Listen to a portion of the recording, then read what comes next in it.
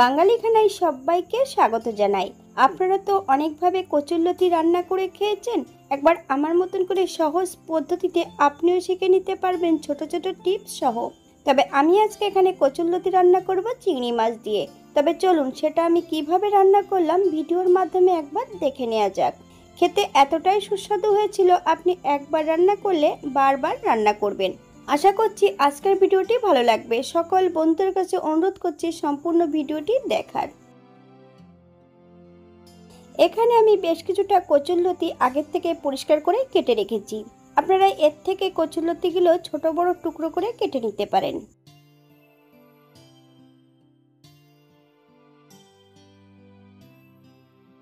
একটা কড়াইতে বেশ কিছুটা সাদা তেল অ্যাড করেছি। ফোড়নে রেখেছি কালো জিরে। ফোড়ন থেকে সুগন্ধ বেরোলে সম্পূর্ণ পেঁয়াজটা অ্যাড করব। মিডিয়াম আঁচে বেশ কিছু সময় পেঁয়াজটা ভেজে নিতে হবে।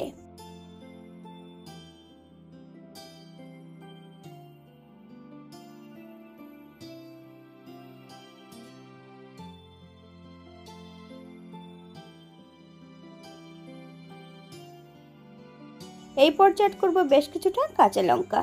মিডিয়াম সাইজের একটা রসুন 80% বেটে নিয়েছি। সম্পূর্ণ রসুন বাটাটা অ্যাড করতে হবে। পেঁয়াজ রসুন থেকে যতক্ষণ কাঁচা গন্ধ বেরোবে ততক্ষণ বেশ ভালো করে ভেজে নিতে হবে।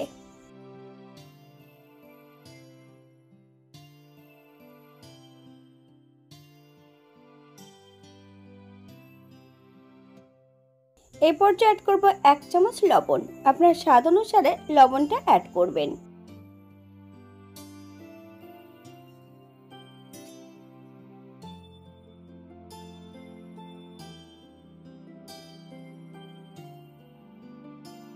এই পর্যায়ে অ্যাড করব বেশ কিছুটা চিংড়ি মাছ, 1 চামচ আদা বাটা, 1 চামচ শুকনো লঙ্কা বাটা।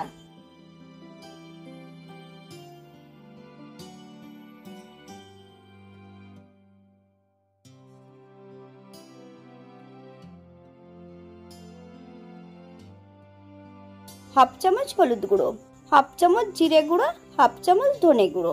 আমি আজকে এখানে গুঁড়ো মশলা ব্যবহার করছি, আপনারা এখানে বাটা মশলা অ্যাড করতে পারেন।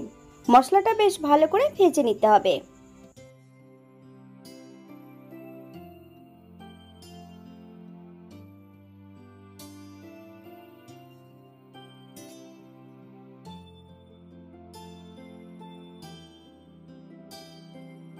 এই পর্যায়ে করব বেশ কিছুটা জল।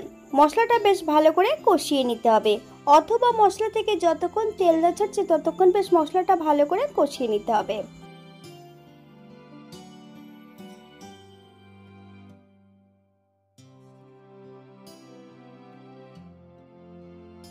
সম্পূর্ণ কেটে রাখা কচুরলতিগুলো অ্যাড করব। আমি কিন্তু আজকে কচুরলতি রান্না করব জল ছাড়া, বা টক জাতীয় কোনো কিছু দেওয়ার প্রয়োজন হবে না যদি এইভাবে কচুরলতি রান্না করেন। এইভাবে যখন কচুরলতি রান্না করবেন গাল কিন্তু কুটকুট করবে না। আপনারা একবার স্ক্রিনের দিকে ফলো করবেন।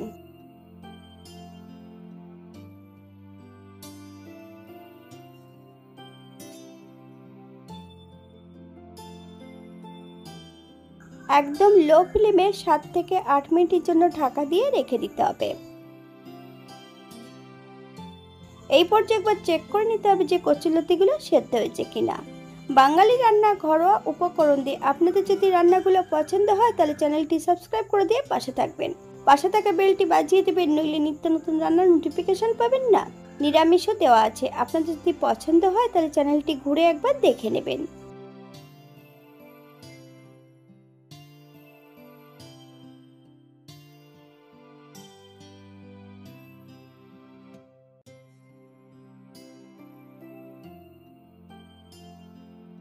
করব 1 চামচ চিনি। আপনারা যদি পছন্দ করেন তাহলে পরিমাণে বাড়িয়ে দিতে পারেন। চিনি অ্যাড করার পর মিডিয়াম আঁচে বেশ কিছু সময় রান্না করে নিতে হবে, নইলে চিনির কাঁচা গন্ধটা থেকে যেতে পারে।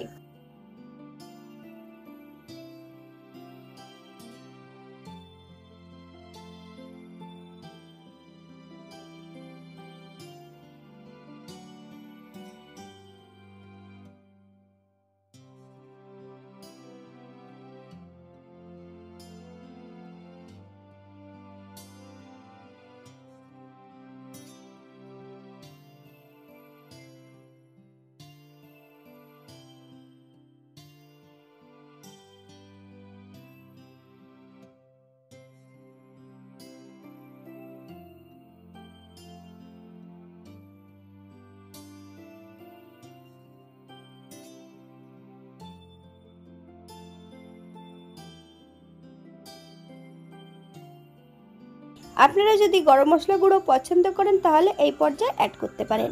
কচুরলতি থেকে তেল ছেড়ে দিয়েছে। এই পর্যায়ে গ্যাসের ফ্লেমটা অফ করে দেব। 5 মিনিটের জন্য স্ট্যান্ডিং টাইম দিতে হবে, তারপর সার্ভ করব।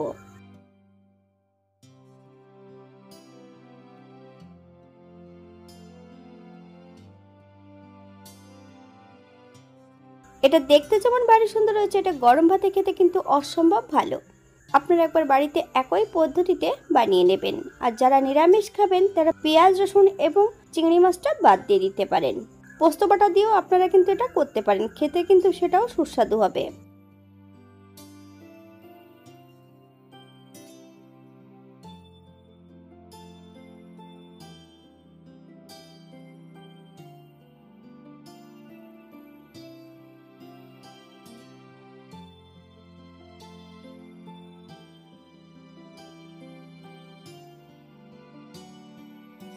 আজকের ভিডিওটি এই পর্যন্ত।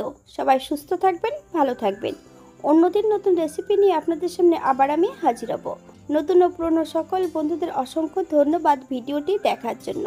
হাতে যদি সময় থাকে তাহলে একটা লাইক, কমেন্ট, শেয়ার করবেন।